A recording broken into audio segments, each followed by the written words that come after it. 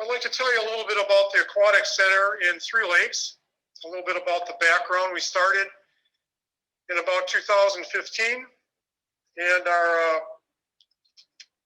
was actually an aquatic study committee, and our purpose was to consider the feasibility of an aquatic and wellness center for Three Lakes. So to consider the feasibility of that. And we started with a committee of representatives from the school district, from various clubs and organizations of about 20 people. And then as the time went on, at this point, we've got 6 people that are very actively involved through the pretty much the entire process. At any rate, there seemed to be an interest in pursuing an aquatic center. And so we decided that we would start by looking at other swimming pools and see what was in the area and what's close to us. In Three Lakes, of course, there isn't any swimming pool really. And the closest one to us is in Rhinelander. That's of any size that's really viable for aquatic usage. And yet here we are in the largest inland chain of lakes in the world, some would say. And we have wonderful outdoor aquatic opportunities for about 3 months of the year. But for the other 9 months of the year, we don't have much of an opportunity that is close to us. And that's not only true for those of us that live just here in the immediate Three Lakes area, that's also true for those that live in the Northland Pines, Eagle River area, for those that live in Crandon, for those that live in Phelps, and of course in Three Lakes, so that there are 4 different areas that have to go a ways to participate in any indoor aquatic facility. And so we started by meeting with representatives, and we had representatives from the area camps, especially Camp Luther and Honey Rock, and they certainly indicated an interest and the possibility of usage year-round. We also talked with all the surrounding school districts. They indicated an interest in use year-round, particularly during the school year. So the long and short of it is that we ended up deciding that we would conduct a survey. And we would survey area organizations in our immediate area, in our region, and also provide an opportunity for those that lived in the Three Lakes area to respond. So we had responses from right around 280 surveys, and those 280 surveys represented 5,000 people, 5,000 users. So when you look at the camps, when you look at the schools, so we were right around 5,000, and that was quite an interesting number. So we went out, decided that we would visit other area pools in northern Wisconsin, but also in the state of Wisconsin. And our main purpose was to consider the feasibility of a Three Lakes self-supporting regional aquatic center. So we went to Antigo, we went to Wittenberg, we went to Bloomer, we went to Beaver Dam, we went to Brown Deer and looked at an Olympic type pool. In Bloomer, we found a self-sustaining pool, no taxpayer expense, and we were very interested in pursuing that model. So at any rate, we studied Bloomer very carefully. We studied their budget very carefully, and we ended up interviewing a number of different healthcare providers, actually 5. One was extremely interested, and they were with us for about a year and a half, and now with COVID, they've had to back out, so we have an opening at this time. But as we surveyed people, we found that they were interested in water aerobics, they were interested in swimming lessons, they were interested in scuba, in life-saving, in warm water therapy, in lap swimming, in water polo, canoe and kayak training, recreational swimming, competitive swimming, synchronized swimming, or some people would call it water ballet, snorkeling, and water survival techniques. Those are some of the water activities. And of course, the water therapy was high on the interest list, as were the other areas.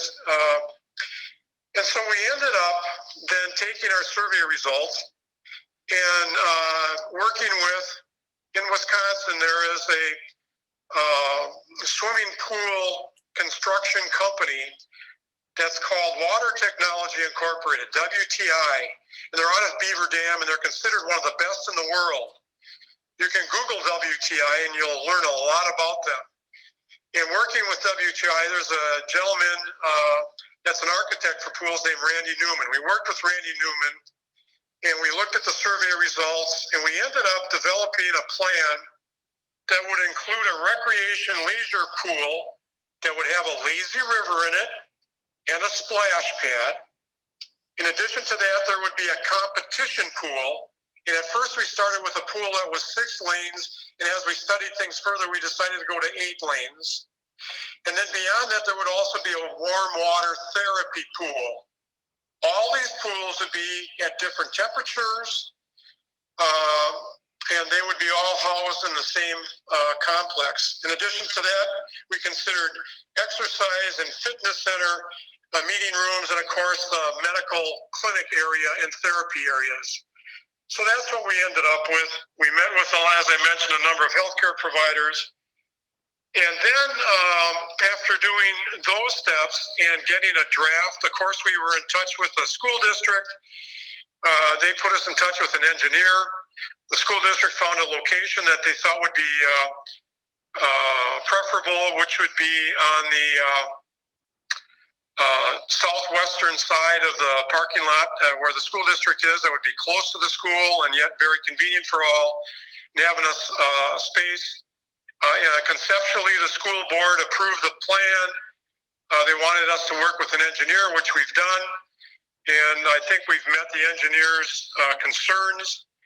Then we also, to get a feel for the financial needs, we had things costed out, and we also went to considered various fundraising options for us. The best of which is working with Northern Wisconsin Foundation out of Wausau. We met with them, and they're interested in working with us when the time is right. So there are a few pieces to this puzzle we have to complete in order for the time to be just right. But then after that, we hope to go out to various foundations and to be able to fundraise in order to raise a self-sustaining pool that would have an endowment fund that would help to cover, along with user fees, the maintenance costs. And so consequently, that's pretty much where we are. It's been about 5 to 7 years. Would you say that that's your biggest challenge with this right now, is the fundraising? That's probably going to be the biggest challenge. Ballpark figure for what we're talking about. Now, we've had a number of enhancements, but it's somewhere in the neighborhood of 20 million. But that's not undoable based on what we've seen in other places in the state of Wisconsin. Actually, the COVID problems, I think, are kind of a blessing in our case, because it's given us a chance to step back a little bit. We're looking at the ventilating systems, the filtering systems for the water, and there are some things that we will do differently now than we originally intended a year ago. That will be a safer, better facility for all involved. And this will be the only facility of this type in northern Wisconsin. And we think has the potential to attract a great number of people for leisure activities and also for medical needs and therapy. Excellent. Excellent. Those are some real benefits that could help not only the immediate Three Lakes community, but the surrounding communities as well. So it sounds like an excellent project. Yeah, thank you. And we think so also. So there are several steps that need to go before we actually are in the fundraising mode, but we're pretty close to being ready to do that. And we're very confident that the company that's in Beaver Dam, Wisconsin is for sure the best. And I encourage people to take a look at their website, Water Technology Incorporated, WTI. Excellent. Are there any other major challenges that you're facing with the project aside from fundraising?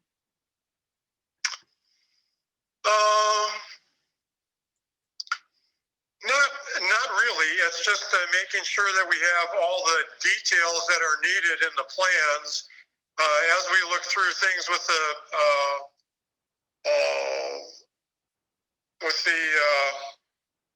medical provider that we were working with. We got pretty specific about trying to meet their needs. And when you build a place, you may as well build it exactly the way it needs to be. At this time, we're actually talking about a facility that would have meeting rooms, a large area room, the possibility of spa type opportunities, and there could even be some restaurant type facilities within the complex. That would be, I think, very nice for all involved and good for the community.